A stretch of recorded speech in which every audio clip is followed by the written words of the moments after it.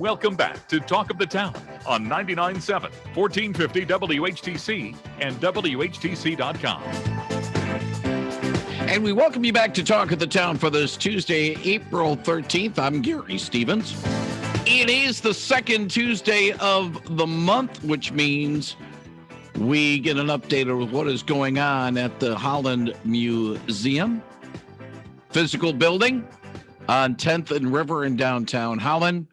And the virtual home is hollandmuseum.org. To help get some information about what's going on at the museum, we have the executive director of the Holland Museum, Ricki Levine, along with the education and community programs manager, Michelle Stempien, joining us via the Zoom connection this morning. Ladies, good morning. And for both of you, welcome back to WHTC's Talk of the Town. Good morning, Gary. Nice to be here. Good morning. Thanks for having us. Ricki's the first voice you heard. Michelle's is the second. If you wish to have a question for Ricki or Michelle, they'll be happy to answer it at 395-1450, 395-1450. Once again, we begin our segment by telling people you missed out. Second Monday of the month is always a free Monday at the museum. Maybe 3 or 4 times a year, we do have the opportunity to tell people about what's coming up then. Unfortunately, this is not one of those 3 or 4 times. Oh, well, there's May, right? Yeah, they're nodding. It's always May. Yeah. It's always May. Yes, they're nodding on the video here. But another thing that we wish we could tell people about, Smart Lab. Well, one day, hate to say it, one day, Smart Lab. We are getting closer, Gary. We are getting. We're working with the Smithsonian to try to figure out how to do it safely, and we are getting some potential solutions. So stay tuned. We will share it with your listeners as soon as we know it's a possibility that we might be able to be hosting on an appointment basis is what we're exploring. I know in the past that Smart Lab has also gone on the road for events in the spring, summer, and fall in Holland. Has that possibility been discussed? Certainly to have, yes, make sure everything is clean with all the things, but also having it outdoors would also help mitigate the problem as well. Absolutely. And we are exploring some of our summer activities and programs that will allow us to bring Spark Lab out into the community. One of the things that we've done in the past also is bringing it into schools, and schools don't want us. They don't want any of the Spark Lab activities in their schools when they are in person. So that's one of the things we're working towards, hopefully for next fall. But during the course of the summer, there are a number of options that we're exploring as well. Let's move forward, shall we? Yes, we did miss out yesterday for the free Holland Museum tours, but on Mondays, it's a special time for those who, well, just have issues about wearing the mask. They can still visit the museum for a special time on Monday mornings. Just sort of remind people about that. Sure. Well, we are open Mondays, Fridays, and Saturdays. Those are our hours since we reopened in July. Those are our days since we reopened in July. And on Monday mornings, first thing in the morning, we allow guests that are uncomfortable wearing a mask because of or can't really because of medical reasons, to be able to come in and feel comfortable, to feel like nobody will be judging them. They are more than welcome to come in for the first hour and a half that we are open. And if they bring a guest, if they bring a friend, we ask those people to wear masks, as will all of our staff and all of our volunteers, so that we are really doing the responsible thing in terms of everyone's health, but we do want to be as accessible as possible to everyone in the community. And again, that is on a regular Monday basis. It's not a monthly basis. That's correct. That's every Monday. Okay, just want to clarify that because people might get confused when I say the free Monday and the Mondays for those who cannot wear a mask. Those who can't wear a mask, it's every Monday. The free Mondays is only once a month. So we clarify that. Thank you. All right. It's been a month. And Michelle, I think you might be the one to be able to tell us some more about this. The featured display opened a month ago for Matthias Alton, Beyond the Oil Paintings. Tell us about the exhibit and how has it been received thus far?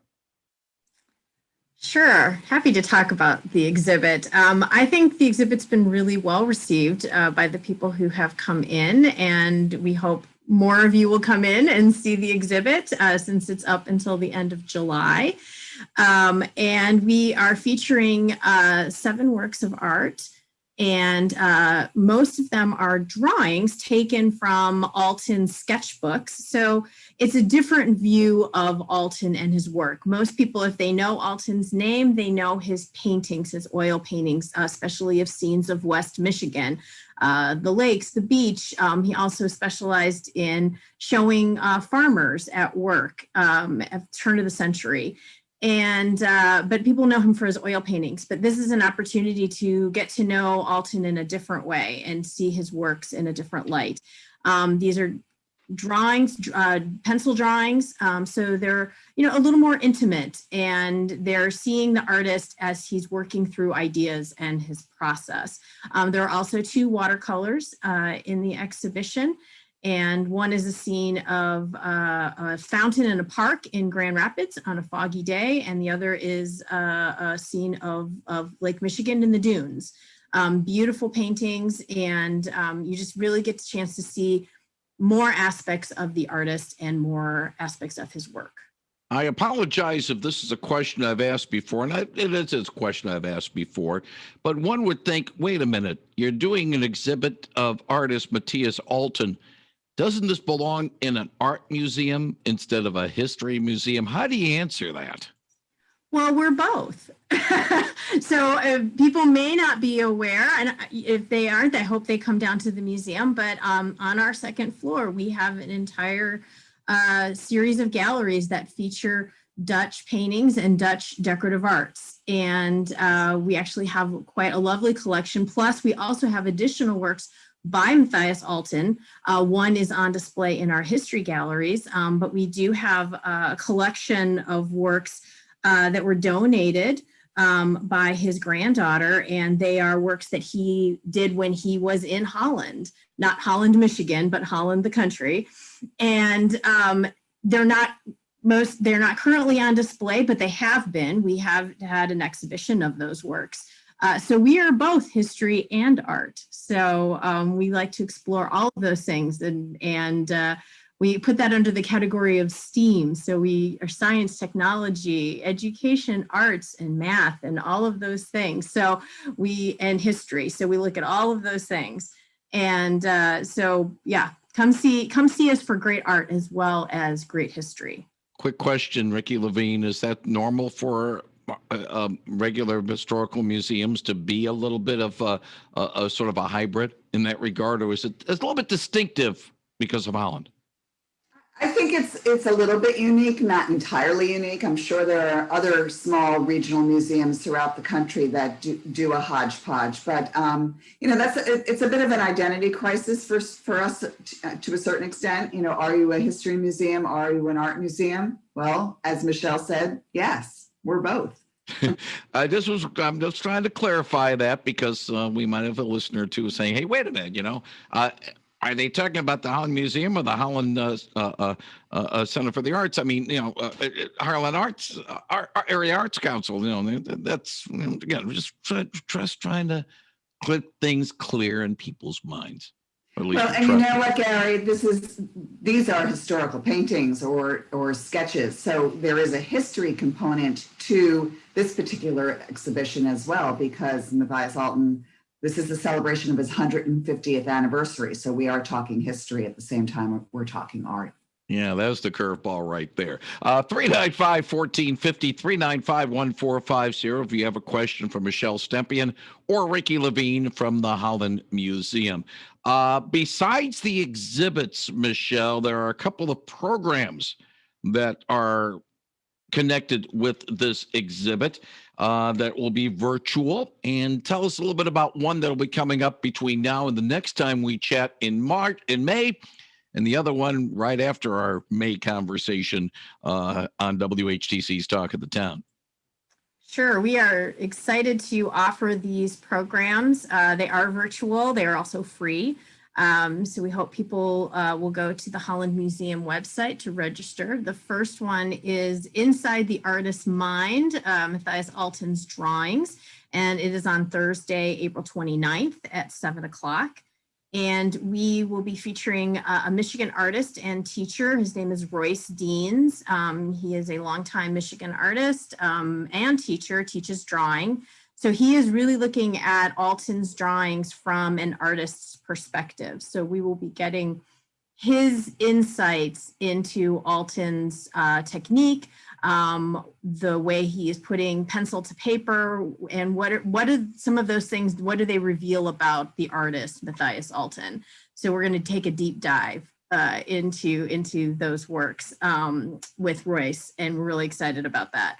The other program is May 13th and is called The Artist Practice, Exploring Matthias Alton's Medium of Choice.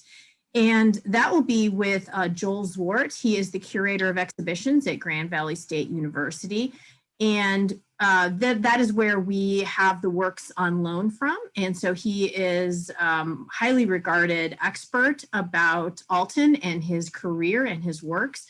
So we will be getting the curator's perspective on our particular exhibition, but he will also be putting the drawings and watercolors that we have on display in the context of Alton's entire body of work. And I think it will be, again, a really interesting deep dive into the artist and his creation. So that one is Thursday, May 13th, and that is also at 7 o'clock. And again, it's a virtual program and is also free. So all the information about those programs and how to sign up to participate through Eventbrite is on the Holland Museum website, which is hollandmuseum.org. Let's get to a call. Good morning. You're on the line with Ricki, Levine, and Michelle Stempien of the museum.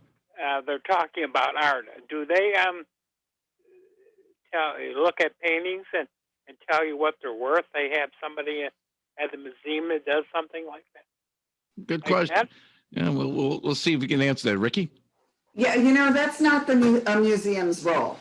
So we do not do appraisals on art, but we do have our collections department could give you some names of people that could do appraisals for you, but that is not one of our expertises. Okay. All right. Appreciate the call. 395-1450, 395-1450. The museum can do a lot of things, but there are some things better left to the experts. I know some of you are saying leave the hosting of Talk of the Town to experts too, Stevens, but no, that's that's something entirely different. 395-1450, 395-1450. We'll talk a little bit more about the financial aspect, because Michelle was mentioning the fact that these virtual programs for the Alton exhibit are free, but let's just say the museum needs some capital. After all, it's like any other entity, needs capital to survive. And we'll talk about that in a few minutes. And also give those of you listening the opportunity for information on how you can become a member of the Holland Museum, and also some of the benefits of being a member of the museum.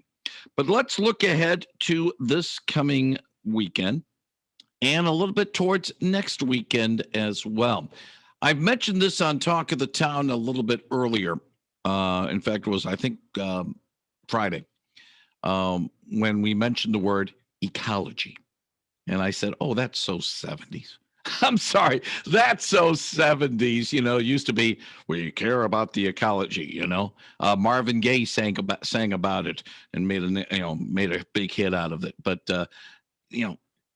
part of ecology was the development of Earth Day, and it has been around. This will be the 51st Earth Day coming up, because I remember it started in 1970s as an offshoot of the concerns of the ecological problems we had in this country and around the world that we still have to this day. But there are some programs coming up involving the museum, and it's entitled Restore Our Earth. Ricki or Michelle, either one of you can wade in on what's going to be coming up this Saturday and next Friday, the 23rd. Yes, we are partnering with Hope College Office of Sustainability and Explore Hope to distribute kits to families, an Earth Day kit. So kids and families can be a part of this year's Earth Day celebration. So starting this Saturday, April 17th, during the museum's public hours, people can come into the museum and pick up a kit, which will have plantable seed paper and a workbook, coloring book about how to be an inventor and design your own bee habitat. As we all know, bees are very important for plants and crops and as pollinators, and so we need to protect them. So this will give families some ideas of how they can support bees and their process in their yards by creating a bee habitat. And the kits are free. We have a limited number, so there'll be a limited number available on Saturday. So it'll be on a first come, first serve basis to pick them up. And then we will also have a limited number of kits available on Friday, April 23rd. So if you don't get a chance to get one on the 17th, you can try again on April 23rd during our public hours, again, from 10 to 5. And, but again, available while supplies last, and it's on a first come, first serve basis. But we're really excited to be able to do this collaboration with Hope College. We hope this is the beginning of future collaborations with them for Earth Day, which is an important event every April. And this year it's April 22nd. So we're really excited to be a part of it. Yeah, it will be a fun event, and of course, we're talking about bumblebees, and this is more of a discussion when after this segment with the Master Gardener Jan Musin of DeBrine Seed about the fact that we want to be nice to the bumblebees and the honeybees. Hornets, well, that's a different story, and we don't want to worry about them. But a quick question, and it's going to be a curveball one, I'm afraid, for either you, Michelle, or you, Ricki. Do you know off the top of your head, do we have anything at the museum, maybe not an exhibit, but in the back, about maybe some of the early Earth days in Holland, and maybe photos or some of the things might be in the collection? Because again, it's 51 years. We couldn't really celebrate the 50th because of the outbreak last year. So again, I'm throwing a curveball question. If you can't answer it, Ricki, I can certainly understand that. Yeah, I'm afraid I'm going to strike out. I don't know if we have anything in the collection, but it wouldn't surprise me if we did.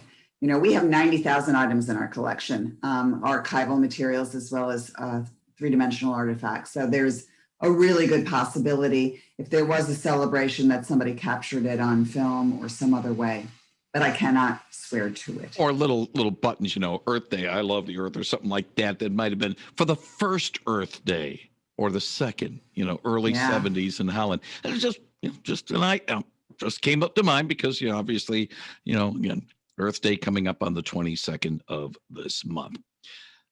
Between now and the next time we converse, there is something that is going on called Tulip Time.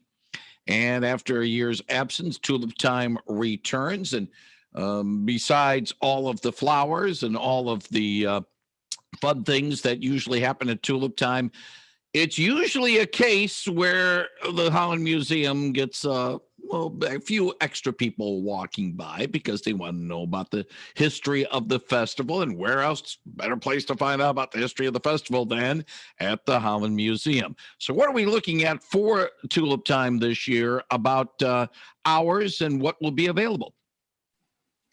Well, we are, like I think everybody else in Holland, super excited that we are going to have at least some form of Tulip Time this year. We all missed it terribly last year for a number of reasons, but it is our busiest time of the year at the museum. You're right, people come in, they want to see the connection with the Dutch art that we were talking about earlier with this festival, along with other information about Tulip Time and just the history of Holland, Michigan.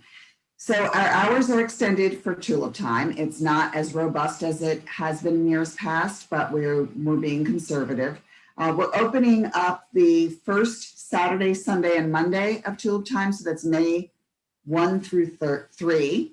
And then we're opening up again the latter part of the week, May 6th, 7th, and 8th, which is Thursday, Friday, and Saturday.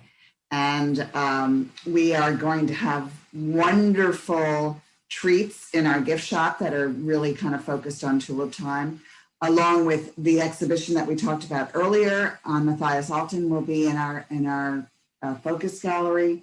And there will be really wonderful activities too that we are giving out.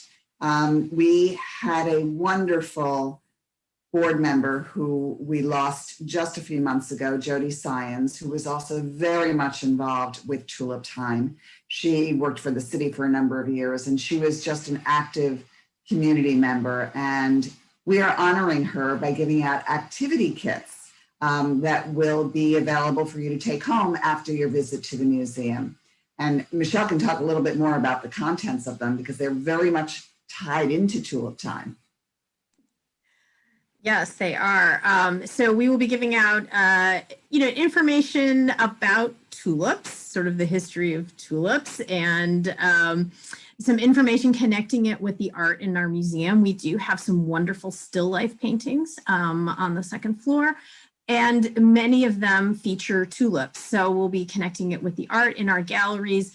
But the activity that will be going home is that you'll be getting supplies and the instructions to learn how to make origami tulips. So everybody who gets a kit will get the materials to make 2 origami tulips and learn how to do that. So we are really excited to be able to put together these kits, and we really appreciate the generosity of the donations that came in so that we have the materials to do it. And the other thing too is the fact, go ahead, Ricki. I was just going to say, we're also going to be at Marketplace. That's going to be held at Civic Center. So we will have a booth there during Tulip Time, which we're excited to be part of. And the reason I was just going to say is that, yes, the museum is going to be part of the Tulip Time, but also people will probably want to see the Capon House and the Settlers House as well. That's by appointment though, right? Yes, but we weren't open at all last year, including all summer. So this is really exciting for us to be able to open them up to tours for small groups that come together for safety reasons, but it is by appointment only. And finally, I know we're going to hold off on the spring fundraiser. I know you guys want to talk about it, but we're a little short on time. But since the fundraiser is not until May 20, we have some time to discuss it. And also, I don't want to get my stomach too growly too much because the fundraiser is involving one of our favorite places. But we can talk about how people can get involved with the museum. And Ricki, I'll throw this last one to you. Sure. Well, we're always looking for support of the museum, and you can do that as a member. You can do that as a donor, a sponsor. And right now we have 3 membership levels. It's really basic. We have a basic member of $35, includes 1 individual, 1 guest. Family membership is $50, includes 2 adults and children under 17. And a premium membership is $125 for 4 adults and children under 17. And that includes membership in the North American Reciprocal Museum program called NARM, and a subscription to Michigan History Magazine. And that NARM membership allows you to go into multitude of museums throughout North America with no admission fee because you're a member. More information, hollandmuseum.org. We'll put a link to that website when we put the podcast of our conversation on our website at WHTC.com in a few minutes. Ricki Levine, Michelle Stempien from the Holland Museum, thank you very much for joining us. Wish you well over the Tulip Time Festival, and we'll talk to you again next month. Thanks, Gary. Thank you.